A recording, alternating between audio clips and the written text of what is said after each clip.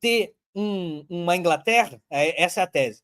Eu não posso ter uma Inglaterra que a gente tem criação de dívida e, portanto, depois a própria rolagem da dívida, alimentada, que vai crescendo a dívida, eu tenho que pagar a dívida e vai aumentando, aí parte cada vez maior do orçamento vai para pagamento desse tipo de coisa, etc. e tal. Não posso estar nessa situação crescendo isso dentro da Inglaterra, por exemplo, a ideia que eu estou chamando a Inglaterra o tempo todo por causa da Margaret Thatcher, tá? Então, eu não posso fazer gastos de custos de saúde, de seguridade, dessas coisas, etc. e tal, porque enquanto eu faço isso para dentro do meu país e os custos de produção dentro do meu país vão ficando mais caros, nos outros países em que isso não tem a competitividade dos produtos deles é maior. Então, a gente tem a ideia é essa, a gente tem que ter uma competição internacional para puxar as empresas, para poder ter uma produção que custa pouco no nosso país, que aí a produção é repatriada. É isso. Essa é a ideia. Quer dizer, estou sintetizando, né? Estou sintetizando. Estou sintetizando. Então, eu vou repatriar o capital vai voltar para o país, dizem eles, dizem os ingleses, dizem os chilenos, dizem os Estados Unidos de Ronald Reagan, né?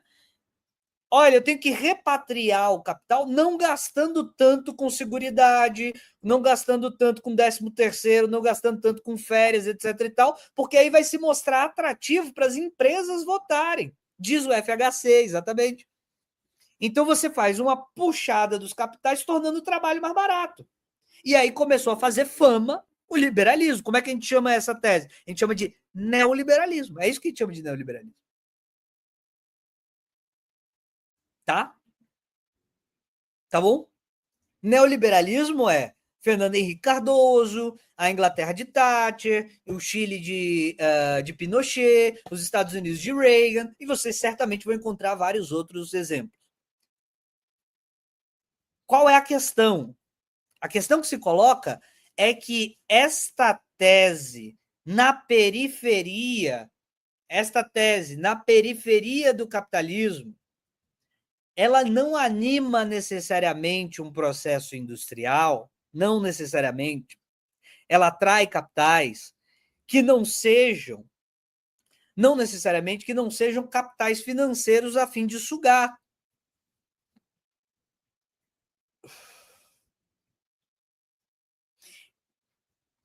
Então, veja só, o Arthur disse assim, ó, na verdade, aqui pregou isso mais foi o Collor, o FHC era mais privatização que neoliberalismo. Só que a privatização faz parte desse projeto. Por quê? Porque, veja só, qual é a ideia da privatização? A justificativa racional, tá? Para além do estereótipo. Qual é a tese? A tese é a seguinte: o Estado, ele é gastão, a ideia é essa, tá? O Estado, ele é gastão para fazer essas empresas. Ela tem a ver com essa mesma tese do gasto com austeridade, etc. e tal. Ele é gastão para fazer essas infraestruturas. Isso é o que diz. A galera vai cortar essa porra e vai dizer: ah, olha o que o Pedro acredita, quer postar. Tu quer apostar que eles vão cortar? Eles vão cortar, eles vão cortar. Vai acontecer, vai acontecer. Olha só. A tese é mais ou menos a seguinte, né? A gente precisa atrair capitais estrangeiros para investirem, porque só que eles só vão ser atraídos se eles forem pegar algum lucro. Então eu tenho que pegar as empresas gigantescas estatais para elas ganharem um interesse para vir capital aqui para o Brasil, aqui para o Brasil, dizem eles, né? Eu vou falar sempre, dizem eles. Para vir capital para o Brasil, dizem eles. Né? E a economia rodar, para entrar dinheiro aqui, para estimular a economia, eu preciso ter atratividade, eu preciso mostrar para essas pessoas que tem lucro aqui, que vai dar lucro, que o trabalho vai dar lucro. Quando eu for comprar uma ação, quando eu for dissipar as ações, eu tenho que dissipar as ações, ó, eu estou dissipando essas ações, estou vendendo mais ações do mercado, desta empresa pública, ou etc. e tal, eu estou transformando ela em privada, e etc. e tal. Qual é a intenção disso? Para que venha o capital estrangeiro a fim de tirar lucro, para ver se o Brasil tem investimentos e a partir desses investimentos privados ele se desenvolva. Certo? Tranquilo? Tá? De boa até agora? Até agora? Tá tranquilo? Tá bom.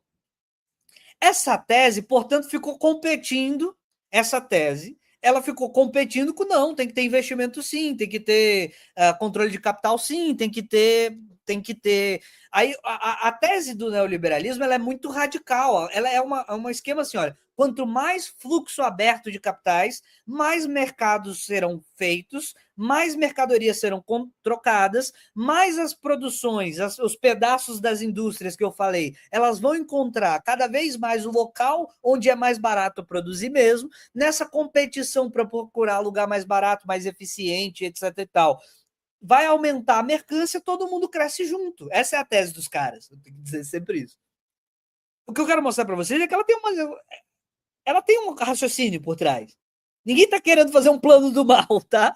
Não tem plano do mal, não tem eles, tá? Não tem eles. A tese é mais ou menos o seguinte: olha, se eu diminuir as barreiras, as pessoas, procurando seus próprios interesses, colocarão os seus capitais em cada local onde vale mais a pena, né? Isso aumentará o fluxo de capitais, isso criará cada vez carros mais baratos, porque o carro vai achar o lugar onde custa menos produzir, e aí você vai ter um aumento da produtividade do planeta Terra. Essa é a tese. Essa tese, portanto, voltou. E qual é o nome disso? Neoliberalismo.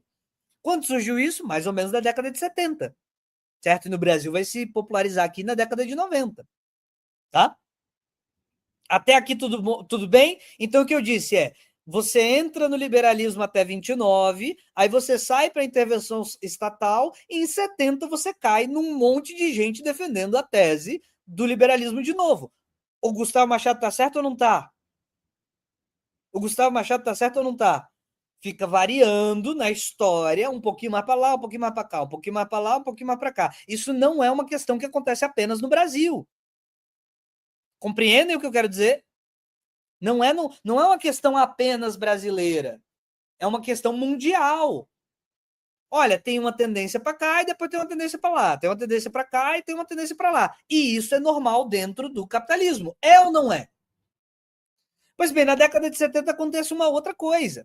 A China, após brigar com a União Soviética, ela começa a se aproximar dos Estados Unidos desde Mao, e quando Deng Xiaoping chega no poder, ele fala: é isso mesmo, fueda-se. Não importa a cor do gato, eu quero que o gato cache o rato, a gente vai entrar no capitalismo mesmo. Ele não tinha nenhuma dúvida, o Deng não tinha nenhuma dúvida do que ele estava fazendo, gente. Ele olha para Singapura e fala: a Singapura era um país fechado, autoritário, e ainda é, mas sendo um país autoritário, ele conseguiu manejar o ingresso dentro do capitalismo. E o que o Deng Xiaoping fez foi isso. Ele manejou o ingresso dentro do capitalismo, mas ele diz: eu vou administrar o meu capitalismo, não com a tese do neoliberalismo apenas. Eu vou abrir o mercado, eu vou controlar os capitais, vou controlar a tecnologia que entra nesse país, vou controlar isso. Então, ele vai se abrir para o capitalismo, mas ele vai controlar o projeto com planos que vão orquestrar a industrialização do país. Olha, vocês vão entrar nessas regiões, vocês não vão entrar onde vocês quiserem, vocês vão entrar nessas regiões. Vocês vão entrar aqui para pegar trabalho barato? Vão. É isso mesmo, a gente tem trabalho barato. É claro que é. É claro que é trabalho barato. Exato, a China escapou da terapia de choque, exato. A China escapou da terapia de choque. Mas o que eu estou tentando dizer, né? O que eu estou tentando dizer é que ele abre-se para o capitalismo, ele abre-se intencionalmente para o capitalismo e diz: eu vou me abrir para o capitalismo neste momento, por causa desses detalhes, né, a divisão, a exportação de capitais com interesse de ir para locais onde o trabalho é mais barato, mas eu não vou simplesmente abrir de qualquer forma. Eu vou abrir o país para o capitalismo, isso vai acontecer, só que eu vou continuar induzindo a economia para o interesse específico de planejamentos específicos para ganhos específicos para que a gente se industrialize. Foi a primeira vez que isso foi feito na história? Não, mais ou menos o Japão fez isso.